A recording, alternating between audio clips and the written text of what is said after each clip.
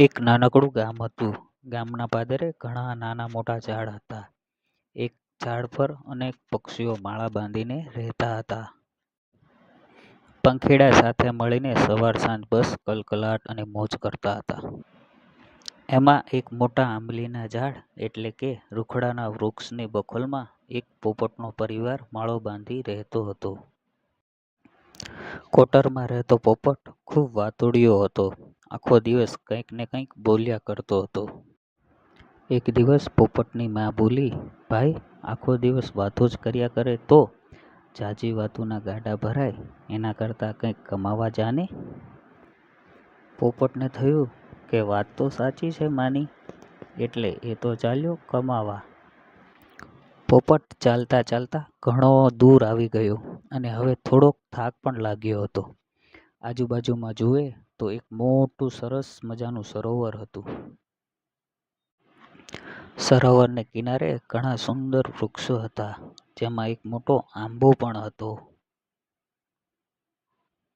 પોપટ તો આંબા ડાળે લૂમે ઝૂમે અને લટકતી કાચી પાકી કેરીઓ જોઈ ગેલમાં આવી ગયો.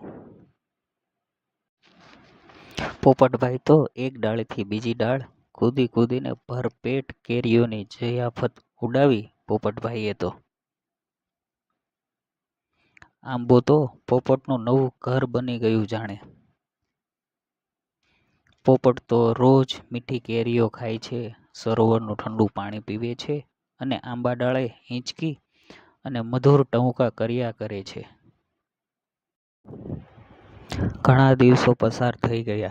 એક દિવસ આંબા નીચેથી એક ગાયોનો ગોવાળ પોતાનું ધણ લઈને નીકળ્યો.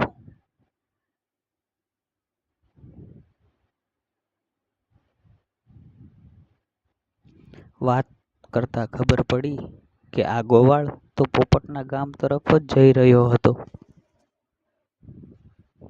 તો પોપટે ગોવાળને કહ્યું કે, "ભાઈ, ગાયોના ગોવાળ, મારી માને આટલું કહી દે ને." પોપટ ભૂખ્યોય નથી, પોપટ તરસ્યોય નથી. પોપટ આંબાની ડાળ, પોપટ સરોવરની પાળ. પોપટ કાચી કેરી ખાય, પોપટ પાકી કેરી ખાય, પોપટ ટહુકા કરે. ગોવાળ કહે, "ના રે ભાઈ, હું આ ગાયોને રેઢી મૂકીને તારી બાને કહેવા ના જાઉં." આ સાંભળી પોપટ ઉદાસ થઈ ગયો. પોપટનું ઉતરી ગયેલું મોં જોઈ ગોવાળ કહે, "તારે જોઈતી હોય તો આમાંથી એક ગાય લઈ લે." આ સાંભળી પોપટ તો રાજી થઈ ગયો. તેણે સરસ મજાની ગાય પોતાની પાસે રાખી અને આંબાના થડ સાથે બાંધી દીધી. આમ રોજ કોઈક ગોવાળ ત્યાંથી નીકળે અને પોપટ પોતાનો સંદેશ માને આપવાનું કહે, પણ કોઈ ગોવાળ જઈ ન શકે, એટલે ઉદાસ પોપટને રાજી કરવા પોતાની પાસે હોય એમાંથી કંઈક આપીને જાય.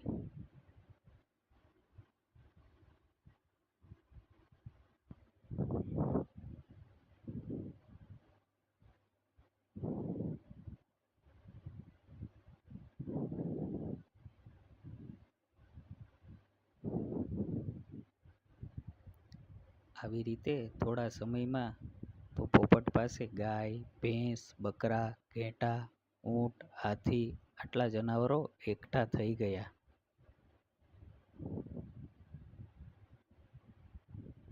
પોપટ આ બધાને લઈ મોટા શહેરમાં વેચી આવ્યો. તેમાંથી તેને ખૂબ પૈસા મળ્યા.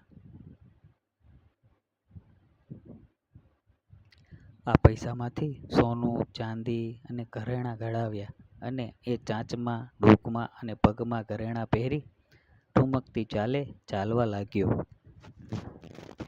બાકી વધેલા પૈસા પાંખમાં અને ચાંચમાં ભરી ઉડ્યો પોતાના ઘર તરફ.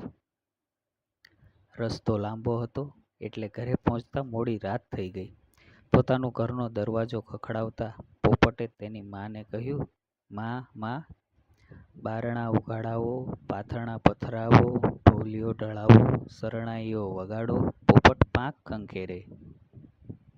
માને થયું કે આટલી રાત્રે પોપટ થોડો કાંઈ આવે, નક્કી કોઈ ચોર લૂંટારું લાગે છે.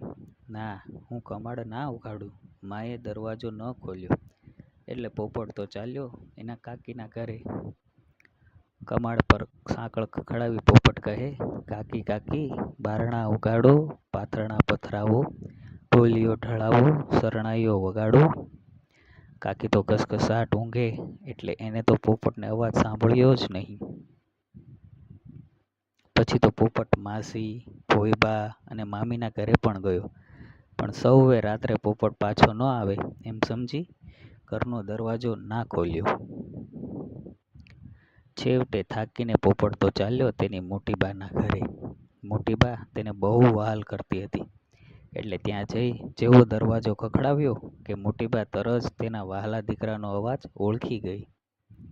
ફટાક કરતા કમાડ ખોલી મોટી બા બોલી, લે આવી ગયો મારો દીકરો, આવ આવ તારા દુખણા લઉં મારા દીકરા. પછી તો મોટી બાએ હરખભેર પાથરણા પથરાવ્યા, ઢોલિયા ઢળાવ્યા, શરણાઈઓ બોલાવી અને શરણાઈઓ પણ વગાડાવી. શરણાઈના સૂર સાંભળી પોપટભાઈની ખુશીનો પાર ન રહ્યો અને આનંદમાં આવી નાચવા લાગ્યો.